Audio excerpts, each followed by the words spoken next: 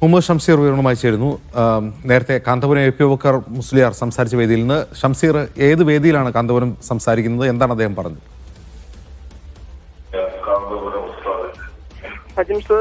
നിമിഷപ്രിയയുടെ മോചനവുമായി ബന്ധപ്പെട്ട് Kanthapuram A P Abubakar മുസ്ലിയാരുടെ ഭാഗത്ത് നിന്നും ഇടപെടലുണ്ടായിരുന്നു. ഇതുമായി ബന്ധപ്പെട്ട വിശദീകരണമാണ് ഈ മർക്കസിൽ നടന്ന പരിപാടിയിൽ ഇപ്പോൾ എ പി അബൂബക്കർ മുസ്ലിയാർ വ്യക്തമാക്കുന്നത്.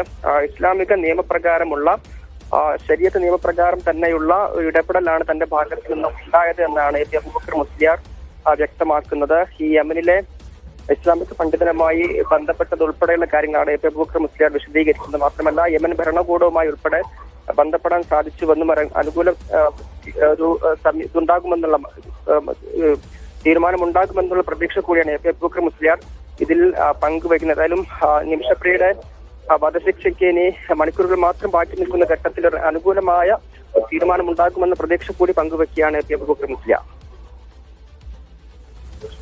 ഷംസീർ, ഇത് എന്ത് വേദിയിലാണ് അദ്ദേഹം പ്രസംഗിക്കുന്നത്?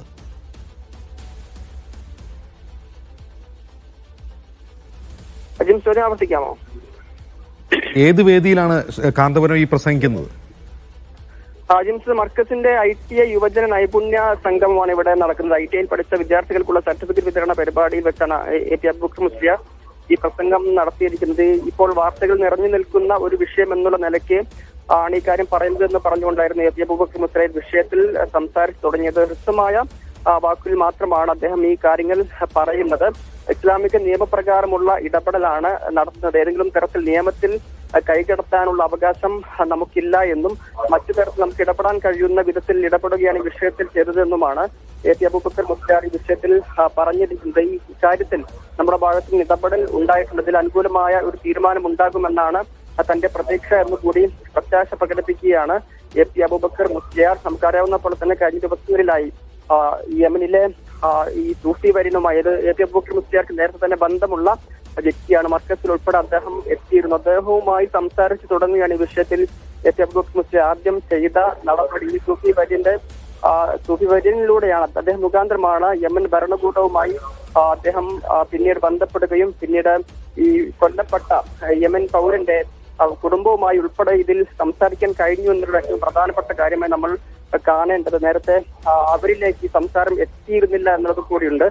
യമൻ പൗരന്റെ ഈ കൊല്ലപ്പെട്ട യമൻ പൗരന്റെ കുടുംബവുമായി ബന്ധപ്പെടാൻ നേരത്തെ സാധിച്ചിരുന്നില്ല. അവരെ ഈ ചർച്ചയിലേക്ക് എത്തിക്കാൻ കഴിഞ്ഞു എന്നത് കൂടിയാണ് എ പി അബൂബക്കർ മുസ്ലിയാരുടെ ഇടപെടലിലെ പ്രധാനപ്പെട്ട ഒരു ഘട്ടമായി നമ്മൾ കാണേണ്ടത്. അതുകൊണ്ട് തന്നെ ഇതിൽ അനുകൂലമായൊരു തീരുമാനം ഉണ്ടാകും.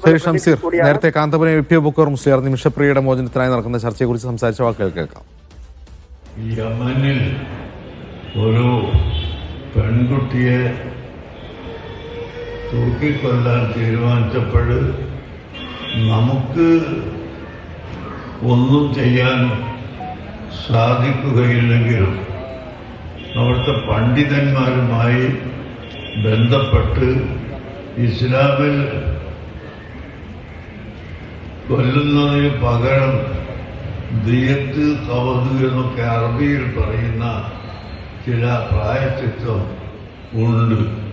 അത് ചെയ്താൽ വിട്ടുകൊടുക്കാൻ കുടുംബങ്ങൾക്ക് അധികാരമുണ്ട് എന്ന് ഇസ്ലാം മതം. ഈ കാര്യം ഞങ്ങൾ അവിടെയുള്ള ആളുകളെ ബന്ധപ്പെട്ട് ജഡ്ജിമാരോടും കുടുംബങ്ങളോടും സംസാരിക്കുകയും അതിൻ്റെ ചർച്ച ഇപ്പോഴും അവിടെ നടന്നുകൊണ്ടിരിക്കുകയുമാണ്.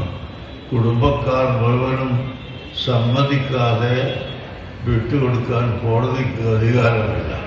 അതുകൊണ്ട് വീട്ടുകാർ മുഴുവനും സമ്മതിക്കുമോ ഇല്ലേ എന്ന ചർച്ചയിലാണ് ഇപ്പോൾ അവിടെ ഉള്ളത്. ഏതായാലും നമ്മുടെ വാക്കുകൊണ്ട് ഇസ്ലാം മതത്തിൽ സൗകര്യങ്ങളുണ്ട് എന്നും ഇസ്ലാം മതം ഒരു വർഗീയവാദത്തിൻ്റെയോ വർഗീയ പ്രസ്ഥാനത്തിൻ്റെയോ മതമല്ല എന്നും ലോകത്തിൻ്റെ പഠിപ്പിച്ചു കൊടുക്കലും ജനങ്ങൾക്ക് നന്മ ചെയ്യാൻ ശ്രമിക്കലും ഞങ്ങളുടെ കർത്തവ്യമാണ് എന്ന നിലക്കാണ് ഞാൻ വിഷയത്തിൽ ഇടപെട്ടിട്ടുള്ളത്.